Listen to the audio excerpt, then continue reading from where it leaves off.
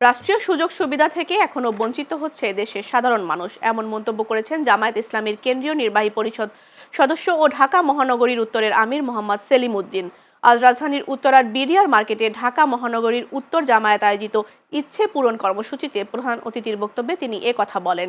এ সময় রাজনীতিকে শুধু ক্ষমতার রাজনীতি হিসেবে না দেখে আর্ত মানবতার মুক্তি এবং গণমানুষের কল্যাণে নিয়োজিত করার আহ্বান জানান জামায়াতের এই নেতা।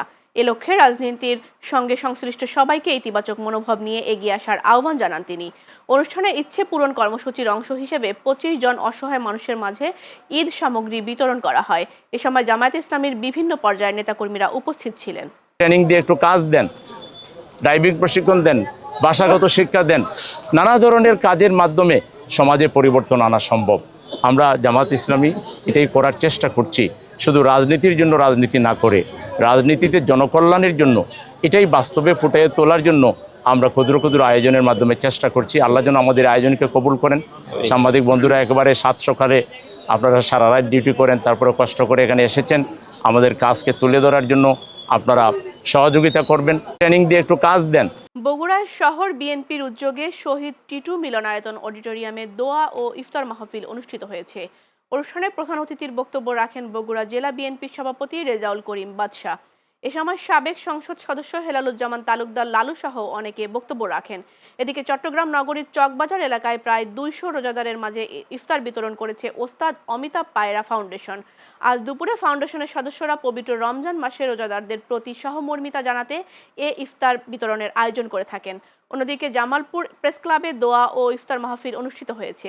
অনুষ্ঠানে প্রধান অতিথি ছিলেন জামালপুর ৫ আসনের সংসদ সদস্য ও বিএনপির জাতীয় নির্বাহী কমিটির সহ সাংগঠনিক সম্পাদক অ্যাডভোকেট শাহ মোহাম্মদ ওয়ারেস আলী মামুন। শুক্রবার স্থানীয় সরকারি শিশু পরিবার মাঠে দোয়া ও ইফতার মাহফিলের আয়োজন করা হয়। এছাড়া পবিত্র মাহে রমজান উপলক্ষে ঢাকা জেলা উত্তর জাতীয়তাবাদী আইনজীবী কল্যাণ সমিতির উদ্যোগে ইফতার ও দোয়া মাহফিল অনুষ্ঠিত হয়েছে। শুক্রবার বিকেলে সাভারের দেওয়ান ইদ্রিস ভিলায় ইফতার মাহফিলের আয়োজন করা হয়। অনুষ্ঠানে প্রধান অতিথি ছিলেন ঢাকা ১৯ আসনের সংসদ সদস্য ডাক্তার দেওয়ান মোহাম্মদ সালাউদ্দিন বাবু। ময়মনসিংহের হালুয়াঘাটে টিসিবির ৪৭ বস্তা উদ্বৃত্ত চাল জব্দ করেছে প্রশাসন। শুক্রবার রাতে গোপন সংবাদের ভিত্তিতে হালুয়াঘাট উপজেলার ধারা ইউনিয়ন পরিষদের একটি কক্ষ থেকে এসব চাল জব্দ করেন উপজেলা নির্বাহী কর্মকর্তা আলী নূর খান। ধারা ইউনিয়ন পরিষদের একটি কক্ষে টিসিবির বেশ কিছু চাল মজুত রয়েছে এমন তথ্যের ভিত্তিতে রাতে সেখানে অভিযান চালায় প্রশাসন। এ সময় কক্ষের তালা ভেঙে ভেতরে থাকা মোট ৪৭ বস্তা চাল উদ্ধার করা হয়। উপজেলা নির্বাহী কর্মকর্তা আলী নূর খান জানান, জব্দ করা চাল বর্তমানে প্রশাসনের হেফাজতে রয়েছে। নিয়ম অনুযায়ী এ চাল মজুত রাখার সুযোগ নেই। তিনি আরও জানান, সংশ্লিষ্ট টিসিবি ডিলার এবং এ ঘটনায় জড়িতদের বিরুদ্ধে আইনি ব্যবস্থা নেওয়া হবে। প্রতি বছরের মতো এবারও মৌলভীবাজারের জুড়িতে ছোট ধামাই গ্রামে অনুষ্ঠিত হয়েছে মণিপুরী ঐতিহ্য লালিত লোকনৃত্য থাবাল চোংবা। শুক্রবার রাতে ছোট ধামাই মণিপুরী এলাকার খোলা মাঠে সাজানো উন্মুক্ত প্যান্ডেলে অনুষ্ঠিত হয় থাবাল চোংবা অনুষ্ঠান। এ সময় মণিপুরী সম্প্রদায়ের তরুণ তরুণীরা মণিপুরীদের নিজস্ব পোশাক পরে বিশেষ ধর্মীয় গানে নৃত্যের তালে তালে বৃত্তাকারে দাঁড়িয়ে পরস্পরের হাত ধরে বিশেষ যুগল নৃত্য পরিবেশন করে। এ উৎসবে অংশ নেয় মণিপুরী তরুণ তরুণী, কিশোর কিশোরী সহ নানা বয়সের মানুষ। এই নৃত্যানুষ্ঠান প্রধানত যুবক যুবতীদের জন্য হলেও গ্রামের বয়স্ক প্রবীণ অভিভাবকরাও উপভোগ করেন ধর্মীয় এই উৎসব। এই উৎসবের মাধ্যমে মণিপুরী তরুণ তরুণীরা পারস্পরিক সম্পর্ক ও সংস্কৃতির বন্ধন দৃঢ় করেন। আয়োজকরা জানান, থাবাল চোংবা হল ভারতের মণিপুরী রাজ্যের একটি ঐতিহ্যবাহী নৃত্য। নওগাঁর ধামইরহাট উপজেলার ময়সর গ্রামে ৬ বছরের এক শিশুকে ধর্ষণের অভিযোগ উঠেছে। এ ঘটনায় অভিযুক্ত মুজিবুর রহমানকে আটক করেছে পুলিশ। পুলিশ জানায়, শুক্রবার বিকেলে শিশুটি নিজ বাড়ির উঠোনে খেলা করছিল। এ সময় তার চাচা মোখলেসুর রহমানের ছেলে মুজিবুর রহমান তাকে খাবারের প্রলোভন দেখিয়ে ঘরে ডেকে নিয়ে যায়। এরপর শিশুটির মুখ বেঁধে তাকে ধর্ষণ করে মুজিবুর রহমান পালিয়ে যায়। পরে শিশুটিকে উদ্ধার করে প্রথমে ধামইরহাট উপজেলা স্বাস্থ্য কমপ্লেক্সে নিয়ে গেলে অবস্থার অবনতি হলে উন্নত চিকিৎসার জন্য তাকে নওগাঁ সদর হাসপাতালে রেফার করা হয়। ধামইরহাট থানার অফিসার ইনচার্জ মোহাম্মদ মোখলেসুর রহমান জানান, অভিযুক্ত মুজিবুর রহমানকে আটক করা হয়েছে। লক্ষ্মীপুরে অভিযান চালিয়ে সিএনজি চালিত অটোরিকশা থেকে ৩ ডাকাতকে গ্রেফতার করেছে পুলিশ। এ সময় তাদের কাছ থেকে একটি দেশীয় এলজি বন্দুক ও ৫ রাউন্ড কার্তুজ উদ্ধার করা হয়। শুক্রবার রাতে গোপন সংবাদের ভিত্তিতে সদর উপজেলার চন্দ্রগঞ্জ থানার মান্দারি বাজারে অভিযান পরিচালনা করা হয়। এ সময় অটোরিকশা তল্লাশি করে একটি ১ নলা দেশীয় এলজি বন্দুক এবং ৫ রাউন্ড কার্তুজ সহ ৩ ডাকাতকে গ্রেফতার করা হয়। লক্ষ্মীপুর জেলার অতিরিক্ত পুলিশ সুপার হোসেন মোহাম্মদ রায়হান কাজেমি জানান, গোপন সংবাদের ভিত্তিতে অভিযান চালিয়ে তাদের আটক করা হয়। এ ঘটনায় আইনি ব্যবস্থা নেওয়া হবে। নওগাঁর মহাদেবপুরের সড়ক দুর্ঘটনায় তন্ময় হোসেন নামে এক যুবকের মৃত্যু হয়েছে। শনিবার নওগাঁ রাজশাহী সড়কের মহাদেবপুর উপজেলার চৌমাশিয়া মোড় ওহাব চাউলকলের সামনে এ দুর্ঘটনা ঘটে। তিনি জয়পুরহাটের আক্কেলপুর উপজেলার তিলেকপুর ইউনিয়নের মানিকপুর গ্রামের শাহাদাত সরেন জোনাকির ছেলে। পুলিশ জানায়, তন্ময় বাড়ি থেকে চৌমাশিয়া বাজারে কাজের উদ্দেশ্যে যাচ্ছিলেন। পথে বাস চাপায় ঘটনাস্থলেই তার মৃত্যু হয়। দুর্ঘটনার খবর পেয়ে মহাদেবপুর চৌমাশিয়া থানা পুলিশ ঘটনাস্থলে গিয়ে মরদেহ উদ্ধার করে। পরে ময়নাতদন্তের জন্য মরদেহ মহাদেবপুর উপজেলা স্বাস্থ্য কমপ্লেক্সে পাঠানো হয়েছে। ইরানের উপর ইসরায়েল ও যুক্তরাষ্ট্রের হামলায় নারী, শিশু ও সাধারণ মানুষ নিহত হওয়ার প্রতিবাদে ব্রাহ্মণবাড়িয়ায় মানববন্ধন অনুষ্ঠিত হয়েছে। শনিবার সকালে ব্রাহ্মণবাড়িয়া প্রেস ক্লাবের সামনে হিউম্যান রাইটস রিভিউ সোসাইটির উদ্যোগে মানববন্ধনের আয়োজন করা হয়। এতে সভাপতিত্ব করেন হিউম্যান রাইটস রিভিউ সোসাইটির সভাপতি অ্যাডভোকেট মোহাম্মদ ইসলাম উদ্দিন দুলাল। মানববন্ধনে বক্তব্য রাখেন অধ্যক্ষ আব্দুল হক আল আজাদ, উদীচীর সাধারণ সম্পাদক ফেরদৌস রহমান, সার্জেন্ট মিসবাউর রহমান, অ্যাডভোকেট নজরুল ইসলাম ও হামিদুর রহমান হেলালি সহ অনেকে। টাঙ্গাইল শহরের লৌহজং নদীর পাড় থেকে শামনা বেগম নামের এক নারীর মরদেহ উদ্ধার করেছে পুলিশ। তিনি শহরের পশ্চিম আকুরটাকুর পাড়া এলাকার আবুল কাশেমের স্ত্রী। শনিবার সকালে শহরের লৌহজং নদীর পাড়ে মরদেহ পড়ে থাকতে দেখে স্থানীয়রা পুলিশকে খবর দেয়। পরে পুলিশ ঘটনাস্থলে গিয়ে মরদেহ উদ্ধার করে ময়নাতদন্তের জন্য টাঙ্গাইল জেনারেল হাসপাতালের মর্গে পাঠায়।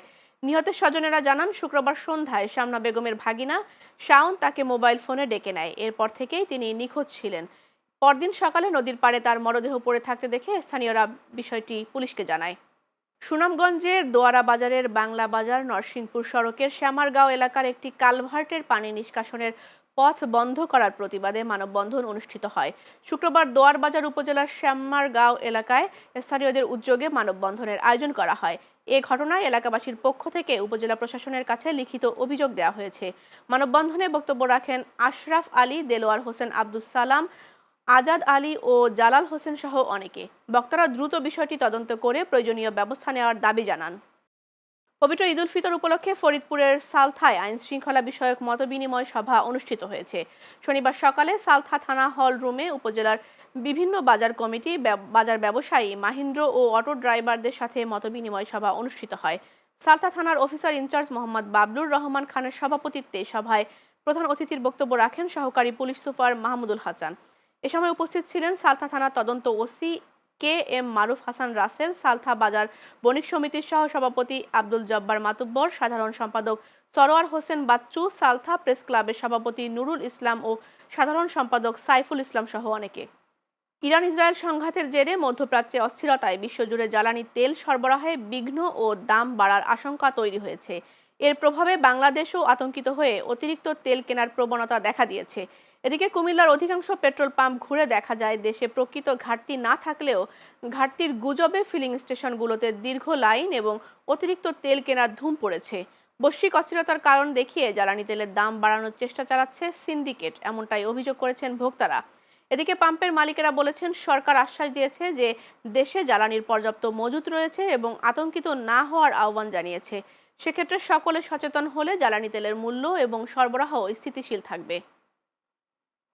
তেলের সংকট দেখিয়ে সাভারে অধিকাংশ পাম্পই বন্ধ রেখেছেন মালিকপক্ষ, যে কারণে অনেক গ্রাহক পাম্পে এসেও ফিরে যাচ্ছেন খালি হাতে। কিছু ফিলিং স্টেশন সীমিত পরিমাণে তেল বিক্রি করলেও নিচ্ছেন অতিরিক্ত টাকা। শনিবার সকাল থেকে সাভারের বিভিন্ন পাম্প ঘুরে দেখা যায় এমন চিত্র। এতে ক্ষুব্ধ হয়ে উঠেছেন গ্রাহকরা।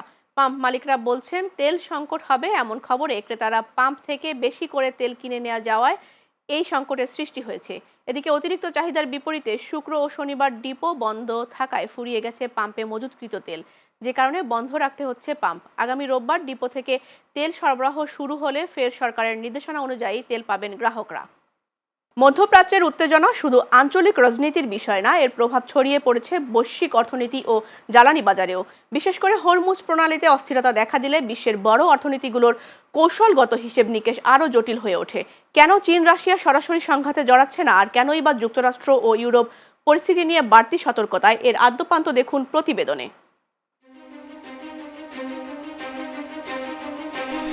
বিশ্ব রাজনীতিতে নৈতিকতা বা আবেগের চেয়ে অনেক বেশি গুরুত্ব পায় জাতীয় স্বার্থ।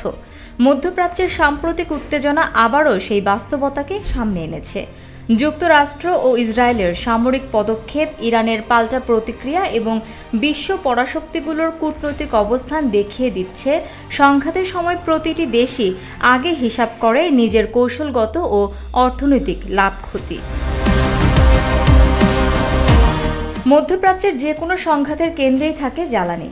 বিশ্বে প্রতিদিন প্রায় 100 মিলিয়ন ব্যারেল তেল ব্যবহার হয়, যার প্রায় 1/5 হরমুজ প্রণালী দিয়ে পরিবাহিত হয়। সে হিসেবে প্রতিদিন প্রায় 18 থেকে 20 মিলিয়ন ব্যারেল তেল এই সংকীর্ণ জলপথ অতিক্রম করে। ফলে যেখানে সামান্য উত্তেজনাতে আন্তর্জাতিক বাজারে তেলের দাম বেড়ে যায়, সেখানে এখন যুদ্ধ রীতিমতো আতঙ্ক সৃষ্টি করেছে। বিশ্বের দ্বিতীয় বৃহত্তম অর্থনীতি চীন প্রতিদিন প্রায় 11 মিলিয়ন ব্যারেল তেল আমদানি করে, যার বড় অংশই আসে মধ্যপ্রাচ্য থেকে। তাই হরমুজে অস্থিরতা মানেই চীনের জ্বালানি নিরাপত্তার উপর চাপ। রাশিয়ার ক্ষেত্রেও কৌশল একই রকম, হিসাব নির্ভর। প্রতিদিন প্রায় 9 থেকে 10 মিলিয়ন ব্যারেল তেল উৎপাদনকারী দেশটি বৈশ্বিক জ্বালানি বাজারের বড় শক্তি। তেলের দাম বাড়লে দেশটির রপ্তানি আয়ও বাড়ে। কিন্তু বড় সংঘাত বৈশ্বিক অর্থনীতিতে মন্দা তৈরি করলে সেই সুবিধাও কমে যাওয়া আশঙ্কা থাকে। তাই মস্কো সরাসরি যুদ্ধে না গিয়ে কূটনৈতিক অবস্থানেই সীমাবদ্ধ রয়েছে। চীন ও ইরানের মধ্যে দীর্ঘমেয়াদী প্রায় 25 বছর মেয়াদী সহযোগিতা চুক্তির আওতায় কয়েকশো বিলিয়ন ডলারের সম্ভাব্য বিনিয়োগের কথা বলা হয়েছে, বিশেষ করে জ্বালানি ও অবকাঠামো খাতে। তবে এতে পারস্পরিক সামরিক প্রতিরক্ষা বাধ্যবাধকতা নেই। রাশিয়া ও ইরানের মধ্যেও সামরিক প্রযুক্তি ও প্রতিরক্ষা সহযোগিতা রয়েছে, কিন্তু তা পূর্ণাঙ্গ সামরিক জোট নয়। ফলে উভয় দেশ রাজনৈতিক সমর্থন দিলেও সরাসরি সংঘাতে জড়ানোর ঝুঁকি নিচ্ছে না। ইউরোপীয় দেশগুলোর অবস্থানও অনেকটা একই। যুক্তরাজ্য, ফ্রান্স ও জার্মানি সহ ন্যাটো মিত্ররা সরাসরি বড় সংঘাতে জড়ানোর বদলে নৌ নিরাপত্তা, কূটনৈতিক মধ্যস্থতা এবং মানবিক সহায়তায় সক্রিয় থাকতে পারে। কারণ মধ্যপ্রাচ্যের অস্থিরতা ইউরোপে জ্বালানির দাম ও শিল্প উৎপাদন ব্যয়ে বড় ভূমিকা রাখে। বিশ্লেষকদের মতে বিশ্ব রাজনীতির বাস্তবতা খুবই স্পষ্ট। পরাশক্তিগুলোর সিদ্ধান্ত নির্ধারিত হয় জাতীয় স্বার্থের অঙ্ক দিয়ে। অর্থনীতি, জ্বালানি প্রবাহ, সামরিক সক্ষমতা ও ভূ রাজনৈতিক প্রভাব, এই 4টি হিসাবে নির্ধারণ করে তাদের পরবর্তী পদক্ষেপ। আর মধ্যপ্রাচ্যের বর্তমান উত্তেজনাও সেই বাস্তবতার আরেকটি উদাহরণ। Channel S news desk.